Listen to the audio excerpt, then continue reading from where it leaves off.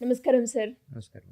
Sir, చాలామంది students exam clear చేసిన తర్వాత కూడా డాక్యుమెంట్ ప్రాసెస్లో ఏదైతే ఉందో అక్కడ రిజెక్ట్ అయ్యి బ్యాక్ డ్రాప్ అయిన స్టూడెంట్స్ చాలామంది ఉన్నారు. అలాంటి వాళ్ళు ఎవరైనా కూడా డాక్యుమెంట్ ప్రాసెస్లో ఎక్కువగా చేసే మిస్టేక్స్ ఏంటి, దాన్ని ఏ విధంగా ఓవర్కమ్ చేయొచ్చు అంటారు? ఒక ఎగ్జామ్కి అప్లై చేసినప్పుడు ఇప్పుడు 99% ఎగ్జామ్స్ అన్ని ఆన్లైన్ అప్లికేషన్ ఫిల్ చేయాలండి. ఆన్లైన్ అప్లికేషన్ ఫిల్ చేసేటప్పుడు అందులో మనం ఎంటర్ చేసే ప్రతి డీటెయిల్ చాలా కేర్ఫుల్గా చేయాలి. నేమ్ ఎంటర్ చేసినప్పుడు 10th క్లాస్ సర్టిఫికేట్లో ఎలా అయితే ఉందో అలానే మనం స్పెల్ మిస్టేక్ కూడా ఏమీ లేకుండా అందులో టైప్ చేయాలి. First point. Next very very very important, date of birth. Date of బర్త్‌లో మనం ఏ చిన్న తప్పు చేసినా అది కాస్ట్‌లీ పెనాల్టీ అవుతుంది మనకి ఫైనల్ ప్రాసెస్‌లో. ఇక్కడ జనరల్‌గా చేసే మిస్టేక్, మనము ఆన్‌లైన్ అప్లికేషన్ కాబట్టి డేట్ ఆఫ్ బర్త్ అనేది డ్రాప్ డౌన్‌లో మనం సెలెక్ట్ చేసుకుంటామండి. నెక్స్ట్ ఫీల్డ్‌కి వెళ్ళేటప్పుడు స్టూడెంట్స్ జనరల్‌గా ఏం చేస్తారంటే మౌస్ స్క్రోల్ చేస్తారు. మౌస్ స్క్రోల్ చేసినప్పుడు ఆ ఇండెక్స్ ఆల్రెడీ ఏదన్నా డేట్ కానీ, ఇయర్ కానీ, మంత్ కానీ పట్టుకొని ఉంది అని అనుకోండి. స్క్రోల్ చేయటం వల్ల డేట్ మారిపోతది. వీళ్ళు సెలెక్ట్ చేసినప్పుడు కరెక్ట్‌గానే చేసుకున్నారు. నెక్స్ట్ ఫీల్డ్‌కి వెళ్ళేటప్పుడు ఈ మౌస్ స్క్రోల్ చేయటం వల్ల అది మిస్ మ్యాచ్ వస్తది. నేను చెప్పింది అర్థమైందా? అర్థమైంది సార్, అర్థమైంది. సో, ఫైనల్‌గా రిటన్ ఎగ్జామ్స్ అన్నీ క్లియర్ చేసి, ఇంటర్వ్యూస్ క్లియర్ చేసి, డాక్యుమెంట్ వెరిఫికేషన్‌కెళ్ళినప్పుడు అక్కడ ఉండేటటువంటి డేటా మిస్ మ్యాచ్ అయినట్లయితే, specially date of birth, you are not eligible for getting job. నేమ్‌లో ఏదన్నా చిన్న చేంజ్ ఉంది అని అనుకోండి, అటెస్టేషన్ చేయించుకొని మనం వెళ్ళొచ్చు. అది ప్రాబ్లం కాదు, నోటరీస్ చేయించుకోవచ్చు. But date of birth is very important. Next, రిజర్వేషన్‌కి సంబంధించి మీరు ఎటువంటి రిజర్వేషన్ అయినా క్లెయిమ్ చేసుకున్నట్లయితే, అంటే ఇక్కడ రిజర్వేషన్స్‌లో క్యాస్ట్ రిజర్వేషన్ ఒకటి ఉందండి. స్టేట్ గవర్నమెంట్ కండక్ట్ చేసే అన్ని ఎగ్జామ్స్‌లో బీసీ రిజర్వేషన్ ఉంటుంది. ఎస్సీ, ఎస్టీ రిజర్వేషన్స్ మిగిలినవి ఉంటాయి. నేను స్పెసిఫిక్‌గా బీసీ అండ్ ఓబీసీ గురించే మాట్లాడుతున్నాను. సెంట్రల్ గవర్నమెంట్‌లో లేదా పబ్లిక్ సెక్టార్‌లో వచ్చేటటువంటి అన్ని నోటిఫికేషన్స్‌లో ఓబీసీ రిజర్వేషన్ ఉంటుంది. జనరల్‌గా అందరూ అనుకునేది ఏంటి అని అంటే, నాకు బీసీ రిజర్వేషన్ ఉంది అని అంటే ఓబీసీ ఉన్నట్లు. కాదు. స్టేట్ గవర్నమెంట్ రికగ్నైజ్ చేసినటువంటి కొన్ని క్యాస్ట్‌లని బీసీ క్యాస్ట్‌ల కింద ఉన్నటువంటివి సెంట్రల్ గవర్నమెంట్ ఓబీసీ కింద రికగ్నైజ్ చేయలేదు, కొన్ని ఉన్నాయి. ఓకే. సో, బీసీ సర్టిఫికేట్ వేరు, ఓబీసీ సర్టిఫికేట్ వేరు. మీరు స్టేట్ గవర్నమెంట్‌కి ఎగ్జామ్స్‌కి అప్లై చేస్తున్నారా, you should have BC certificate.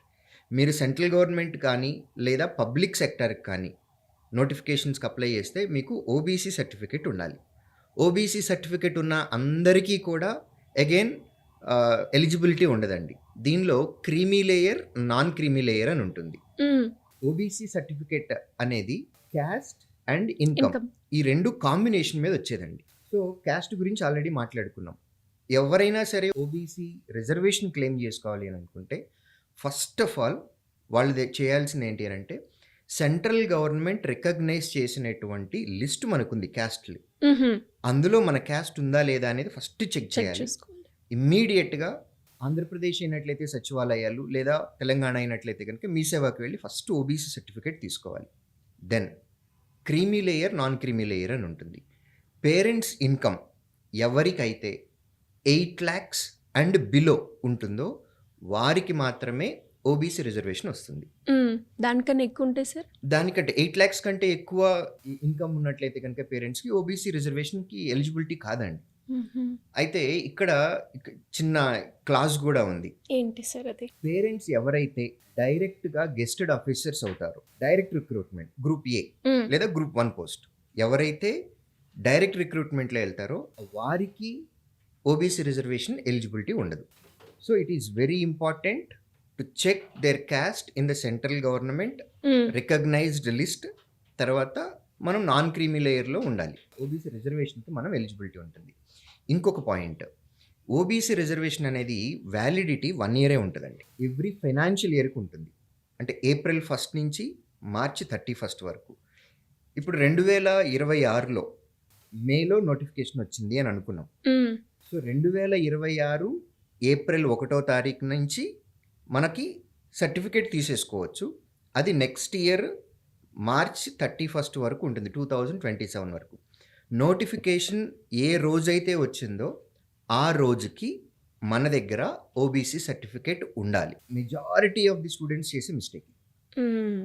So notification వచ్చిన డేట్ అనేది మన సర్టిఫికేట్లో ఆ డేట్ మ్యాచ్ అవ్వాలి. మ్యాచ్ అయితేనే మనకి ఓబీసీ సర్టిఫికేషన్ వస్తుంది, రిజర్వేషన్ తీసుకోవడానికి ఎలిజిబిలిటీ ఉంటుంది. ఇక రెండో reservation EWS, economically weaker section. అంటే అప్పర్ క్యాస్ట్లో ఉండి జనరల్ రిజర్వేషన్లో జనరల్ కేటగిరీలో ఎవరైతే ఉంటారో పేరెంట్స్ యొక్క income again same 8 lakhs and below ఉంటుందో వారికి ఈడబ్ల్యూఎస్ రిజర్వేషన్ ఉంటుంది. వీరు కూడా 8 lakhs ఇన్కమ్ అనేది ఫైనాన్షియల్ ఇయర్కి సంబంధించింది కాబట్టి నోటిఫికేషన్ వచ్చే టైంకి ఈడబ్ల్యూఎస్ సర్టిఫికేట్ వారి దగ్గర ఉండాలి. కాబట్టి జనరల్ రికమెండేషన్ ఏంటి అని అంటే స్టూడెంట్స్ కాంపిటేటివ్ ఎగ్జామ్కి ప్రిపేర్ అవుతున్న వారు అటువంటి వారికి ఇయర్లీ వన్స్ అవసరం ఉన్నా లేకపోయినా ఈడబ్ల్యూఎస్ సర్టిఫికేట్ తర్వాత ఓబీసీ సర్టిఫికేట్ తీసుకొని వారి దగ్గర పెట్టుకుంటే అది చాలా మంచిది వాళ్ళకి. ఎందుకంటే నోటిఫికేషన్ వచ్చిన డేట్ ఉందా లేదా అనేది ప్రతిసారి చెక్ చేసుకోలేదు. అవును సార్. కాబట్టి ఒక మంత్ పెట్టుకొని ఇప్పుడు ఆల్రెడీ మనం జనవరి ఎండింగ్లో ఉన్నాము, ఏప్రిల్ రాగానే మనం ఇమీడియట్గా ఒక సర్టిఫికేట్ తీసేసుకోవాలి ఈడబ్ల్యూఎస్ ఓబీసీ. ఇలా తీసుకున్నట్లయితే కనుక ప్రాబ్లం ఉండదు. లాస్ట్లో సర్టిఫికేట్ వెరిఫికేషన్ అప్పుడు ప్రాబ్లం ఉండదు.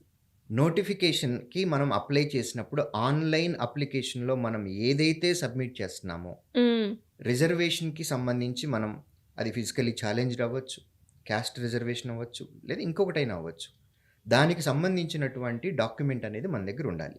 ఎస్సీ లేదా ఎస్టీ కేటగిరీ అని అనుకోండి, వారికి అసలు ఇయర్ తోటి సంబంధం లేదు. వన్స్ మన దగ్గర ఒక సర్టిఫికేట్ ఉంది అంటే అది ఎప్పుడైనా మనం వాడేసుకోవచ్చు, దాంతో ప్రాబ్లమే ఉండదు. వాళ్ళు రెన్యువల్ చేసుకోవాల్సిన అవసరమే లేదండి. అది స్టేట్ గవర్నమెంట్ ఎగ్జామ్స్కి అయినా, సెంట్రల్ గవర్నమెంట్ అయినా, లేదా పబ్లిక్ సెక్టర్ అయినా అన్నిటికీ ఒకేసారి ఉపయోగపడుతుంది, ఒకటే ఉపయోగపడుతుంది. Great sir. అండ్ మీరు చెప్పిన ఏవైతే పాయింట్స్ ఉన్నాయో అవి ప్రతి స్టూడెంట్ కూడా తెలుసుకోవాల్సిన విషయాలు. బికాస్ ఎగ్జామ్ దాకా వెళ్తారు, అంత కష్టపడి చదివి డాక్యుమెంట్ వెరిఫికేషన్లో మనం చేసే చిన్న పొరపాట్ల వల్ల, ఎస్పెషలీ ఫైనాన్షియల్ ఇయర్కి కనుక మనము ఆ డాక్యుమెంటేషన్ని సరిగ్గా ప్రాపర్గా ఆ ఇయర్కి సంబంధించి తెచ్చుకోలేదు అంటే ఇంకా అంతే, ఇయర్ మొత్తం వేస్ట్ అయిపోద్ది సార్. సంవత్సరం మొత్తం పడ్డ కష్టం అంతా ఒక్క చిన్న తప్పు వల్ల పోతుంది, విపరీతమైన బాధేస్తుంది. True sir.